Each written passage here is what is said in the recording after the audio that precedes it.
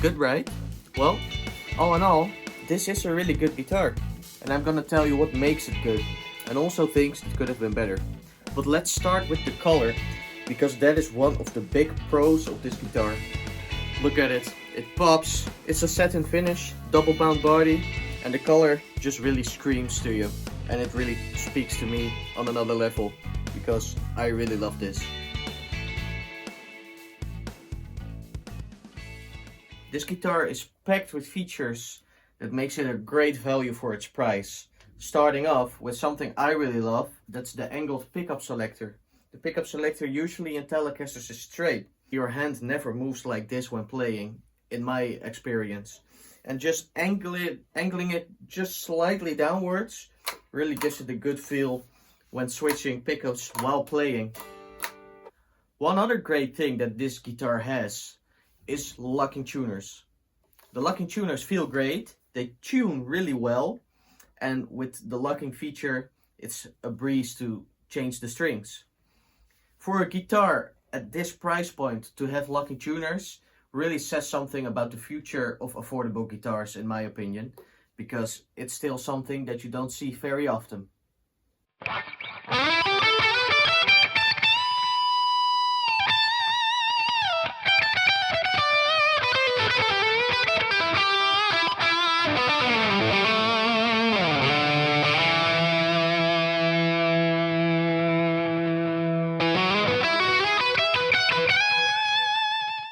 The guitar has compensated brass saddles.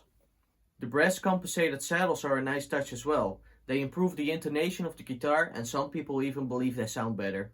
I personally don't hear much difference between brass or steel saddles, but that's for you to decide on your own. One of the other cool features is the graphite nut. It's well cut from the factory and the guitar stays in tune very well. This is really nice when you bend your strings a lot, and with the locking tuners that's a killer combination.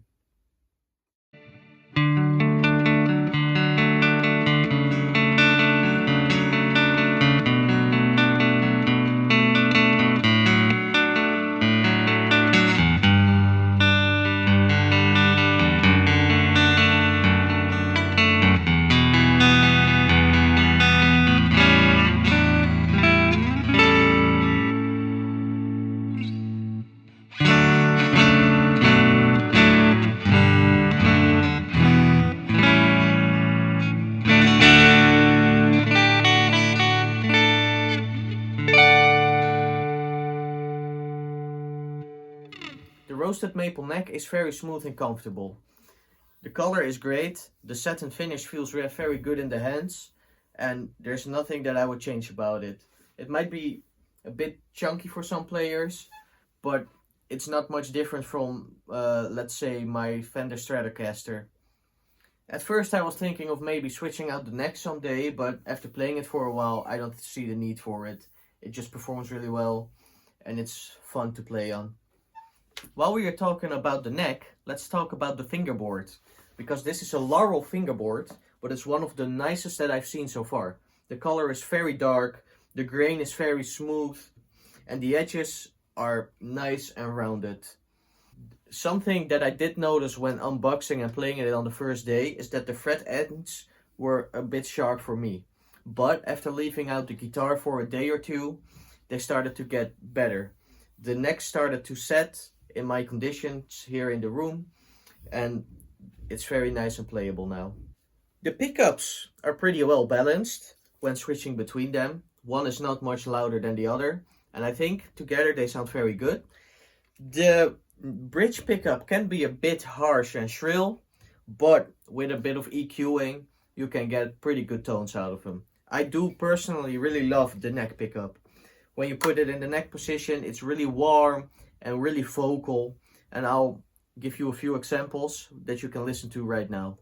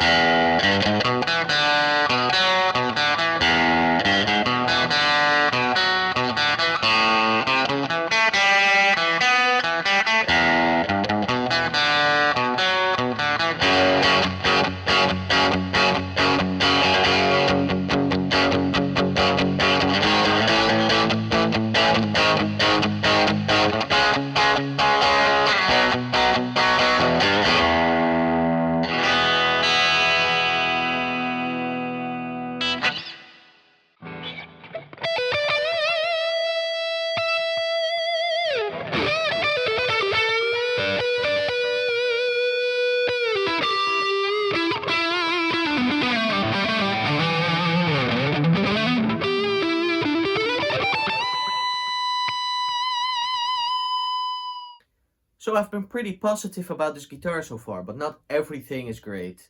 There are some stuff that I'm not really happy about, that I personally was sad to see, and I'm gonna tell you about them. So something I really didn't like very much is that the screws into the body that keep the electronic plate in place are screwed in crooked. They go a bit sideways, which makes one side of the screw poke out. When I removed the plastic from the cover, a lot of sawdust came with from underneath the screws. So that's something I wish they paid more attention to. That is one of the places where you can tell that it's a cheaper made guitar. And I wish they paid just a bit more attention when screwing it in the body, because that could have saved so much trouble for maybe 1 or 2 seconds more.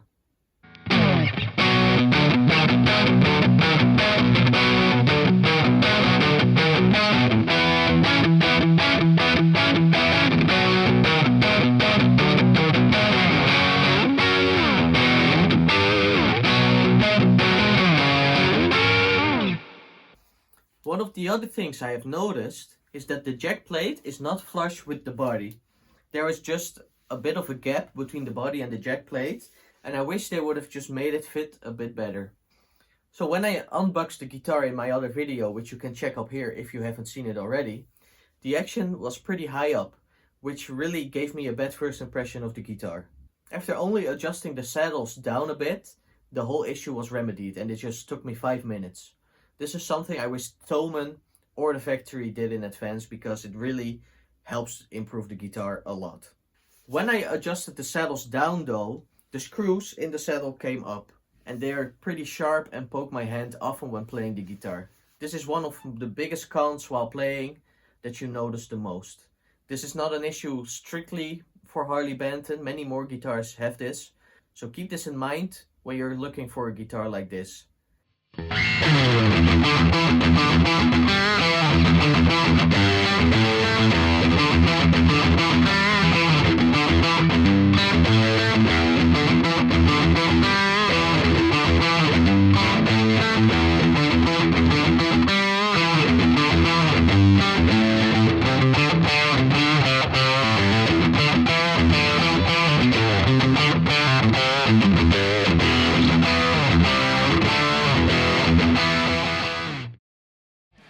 So, would I recommend this guitar? The answer is yes. Even with some of the issues that I talked about, it's still a great value for the money, and it's a really good instrument, even at this price.